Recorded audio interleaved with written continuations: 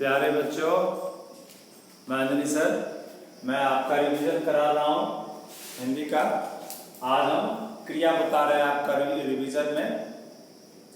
क्रिया भी एक शब्द है, जैसे संज्ञा शब्द है, सर्वनाम एक शब्द है, ठीक वैसे भी क्रिया एक शब्द है। लेकिन क्रिया कैसा शब्द है?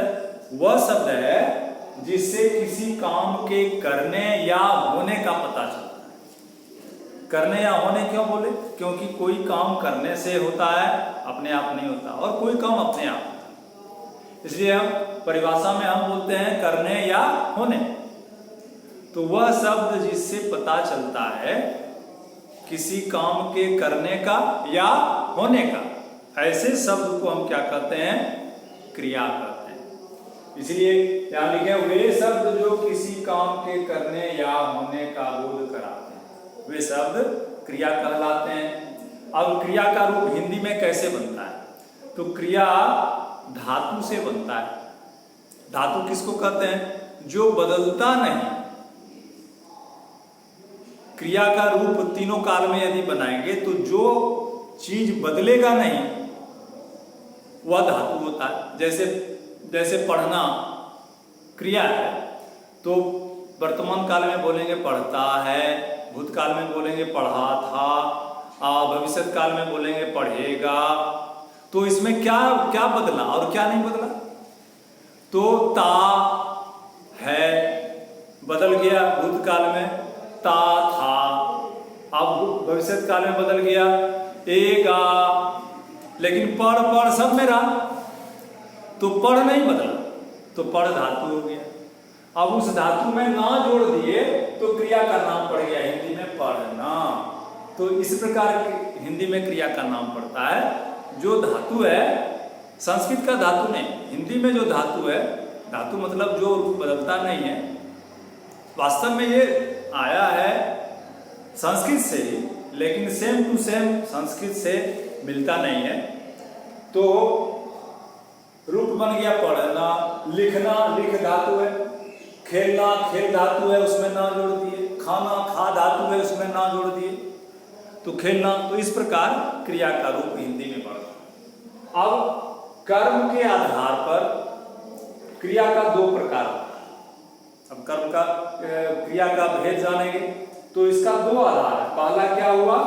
पहला ए हुआ कर्म के आधार पर, और दूसरा बी हुआ प्रयोग के आधार। तो कर्म किसको कहते हैं पहले ये जानेंगे। आप देखिए, साधारणतः क्रिया और कर्म को एक ही समझ लेते हैं, लेकिन व्याकरण में ऐसा नहीं। यहां कर्म का अर्थ हो गया ऑब्जेक्ट, कोई वस्तु। आप जब वाक्य पढ़ते हैं, अंग्रेजी में पढ़ते होंगे सब्जेक्ट ऑब्जेक्ट वर्ब, तो जिसको ऑब्जेक्ट बोलते हैं उसी को हिंदी में कर्म बोलते हैं। तो कर्म क्या हुआ? कोई वस्तु होगा, कोई पदार्थ होगा जिस पर क्रिया का प्रभाव पड़ता है, उसको कर्म कहते हैं। तो कर्म के आधार पर दो प्रकार की क्रिया। वह क्रिया जिसका कर्म नहीं है उसको हम कहेंगे अकर्मक, अ मतलब नहीं, और जिसका कर्म है तो उसको बोलेंगे सकर्मक, स मतलब साथ। तो अकर्मक और सकर्मक क्रिया। अब जैसे यहां उदाहरण में देखिए, वह हंसता है, तो हंसता है क्रिया है। अब कैसे जानेंगे कि यह अकर्मक है कि सकर्मक है? तो इसका कर्म देखेंगे। तो हम कर्म किसको कहते हैं? जिस पर क्रिया का असर पड़ता है। तो क्रिया का असर दो ही पर पड़ता है। एक कर्ता पर तो पड़ेगा ही, जो करने वाला है उस पर तो पड़ेगा ही। इसके अलावा जिस पर पड़ता है उसको हम कर्म कहते हैं। राम हंसता है, तो हंसने का प्रभाव किस पर पड़ रहा है? राम पर पड़ेगा। मुंह खुलेगा, उसका जीभ निकलेगा, चेहरा खिल जाएगा, यह प्रभाव पड़ेगा। लेकिन केवल उसी पर प्रभाव पड़ रहा है, इसलिए वो करता है। लेकिन राम हंसवाता है, राम बच्चों को हंसवाता है, तो क्या हो गया? बच्चों को कर्म हो गया, क्योंकि केवल राम पर ही हंसने का असर नहीं हो रहा है, उसके अलावा बच्चों पर भी असर हो रहा है। तो कर्ता के अतिरिक्त क्रिया का जिस पर फल पड़ता है उसको कर्म कहते हैं। इस आधार पर दो प्रकार का हुआ। हम पूछते हैं क्या हंसता है, किसको हंसता है? इसका कोई उत्तर नहीं है, इसलिए इसका कर्म नहीं है, इसलिए अकर्मक क्रिया। सकर्मक क्रिया जिसका कर्म साथ में है। जैसे माता बालक को फल देती है, तो क्रिया इसमें क्या है, देती है। अब खोजेंगे, देखते हैं कि ये सकर्मक है कि अकर्मक, इसका कर्म है कि नहीं है। तो हम इसको पूछते हैं क्या देती है, तो देखो उत्तर मिला, फल देती है। देने का असर केवल माता पर नहीं है, फल पर भी, फल दिया जा रहा है ना, इसलिए फल कर्म हो गया। तो इस क्रिया का कर्म है इसमें, इसीलिए ये सकर्मक क्रिया। अब किसको देती है, तो बालक को, तो बालक भी कर्म हो गया, तो इसलिए दो कर्म हो गया। तो कर्म की संख्या के आधार पर भी सकर्मक क्रिया का दो प्रकार हो गया।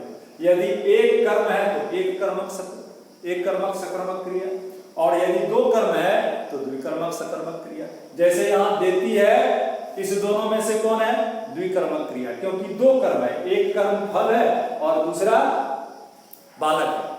हम क्रिया का कर्म कैसे पहचानते हैं, तो हम इस तरह पहचानेंगे, उससे दो ही प्रश्न पूछेंगे, क्या और किसको। क्या हंसता है, प्रश्न नहीं है उत्तर इसका। कौन हंसता है, तो वह हंसता है, लेकिन वो पूछना ही नहीं है। पूछना क्या है, क्या हंसता है, ये प्रश्न ही नहीं बनता है। किसको हंसता है, ये प्रश्न ही नहीं बनता है, उत्तर कहां से आए। लेकिन यहां प्रश्न बनता है, क्या देती है, फल देती है, ये कर्म हो गया। किसको देती है, बालक को देती है, तो इसलिए कर्म हो गया। अब ये तो कर्म के आधार पर हुआ। अब प्रयोग के आधार पर 5 प्रकार की क्रिया जो यहाँ एक करके लिखे हैं, 1 2 3 4 5। सामान्य क्रिया मतलब साधारण क्रिया, जिसमें केवल एक ही धातु से क्रिया बना हुआ है, जैसे पीना से पिया, किसी भी काल में, जैसे आना से आएंगे, आया वगैरह, ये सामान्य क्रिया हुआ जो जिसमें केवल एक धातु है। लेकिन जब दो धातु से एक क्रिया बनेगी तो उसको हम कहेंगे संयुक्त क्रिया। जैसे देखो इसी का संयुक्त बन गया पी लिया, तो ये एक ही क्रिया हो, लेकिन यहां दो धातु है, एक पीना से पी आया और लेना से लिया, इसलिए दोनों दो धातु मिलकर एक क्रिया का काम हुआ, इसलिए संयुक्त क्रिया हुई। जैसे पढ़ने बैठा, तो एक ही क्रिया है, पढ़ने बैठा पर मतलब पढ़ा, तो एक ही क्रिया का काम कर रहा है, लेकिन इसमें दो धातु है। ये पढ़ना, पढ़ने पढ़ से आया, और बैठा बैठ से आया, दो धातु मिला, इसलिए संयुक्त क्रिया। अब तीसरा प्रेरणार्थक क्रिया। अब इसका अर्थ यदि हम समझ लेंगे तो इसको हम समझ लेंगे। प्रेरणा करना मतलब करने के लिए कहना। शिक्षक क्या करते हैं, आप प्रेरणा देते हैं, तो प्रेरणा देते हैं यानी कि करने के लिए कहते हैं। तो वह क्रिया का रूप जिससे पता चले कि कर्ता उसको नहीं कर रहा है, करने के लिए कह रहा है, तो उसको हम बोलेंगे प्रेरणार्थक क्रिया। जैसे पढ़ना से पढ़ाना, तो पढ़ाना मतलब पढ़ने का काम अपने भी कर रहे हैं और दूसरों से भी करवा रहे हैं। जैसे पढ़वाना, जैसे हम पढ़वाएंगे, हम स्टाफ रूम में बैठे रहेंगे और हम किसी को भेजेंगे आपको पढ़ाने के लिए, तो क्या हो गया, पढ़वाना, यानी काम हम करवा रहे हैं, पढ़ने का काम। तो पढ़वाना जो रूप हुआ वो प्रेरणार्थक क्रिया हो गया। जैसे क्रिया है देखना, तो इसका प्रेरणार्थक हो गया दिखाना, दिखवाना वगैरह, तो ये सब क्रिया हो गया प्रेरणार्थक क्रिया। दूसरा है पूर्वकालिक क्रिया। कभी कभी वाक्य में एक क्रिया से अधिक क्रिया आती है, जैसे कि वह पढ़कर सो गया, तो दो क्रिया है, पढ़ना और सोना। तो सो गया ये मुख्य क्रिया है, लेकिन उसके पहले क्रिया हुई क्या, पढ़ने का काम किया उसने, तो ये पूर्वकालिक क्रिया। यानी पूर्वकालिक का मतलब हुआ, पूर्व मतलब पहले, जो पहले समय में आई क्रिया उसको हम बोलेंगे पूर्वकालिक क्रिया। और उसमें कर जुट जाता है, उसका पहचान है कर। वह जाकर रुक गया, वह देखकर गिर गया, वह किताब लेकर स्कूल गया। तो हर हमेशा 2 या 3 क्रिया यदि वाक्य में हो, तो जो पहले क्रिया है उसमें कर लगेगा और उसको हम पूर्वकालिक क्रिया कहेंगे। इसको पहचानने का नियम क्या है, उसमें कर लग जाता है। फिर अंतिम हुआ नाम धातु क्रिया। हर भाषा में धातु से तो क्रिया बनता ही है, वर्ब से, जिसको वर्ब बोलते हैं, लेकिन कभी कभी ऐसा नहीं होता है, संज्ञा विशेषण वगैरह से भी क्रिया बन जाती है। जैसे बात, तो बात क्या है, बात है संज्ञा, तो उससे क्रिया बन गई बतियाना। जैसे लात, तो लतियाना। जैसे मुक्का, मुखियाना।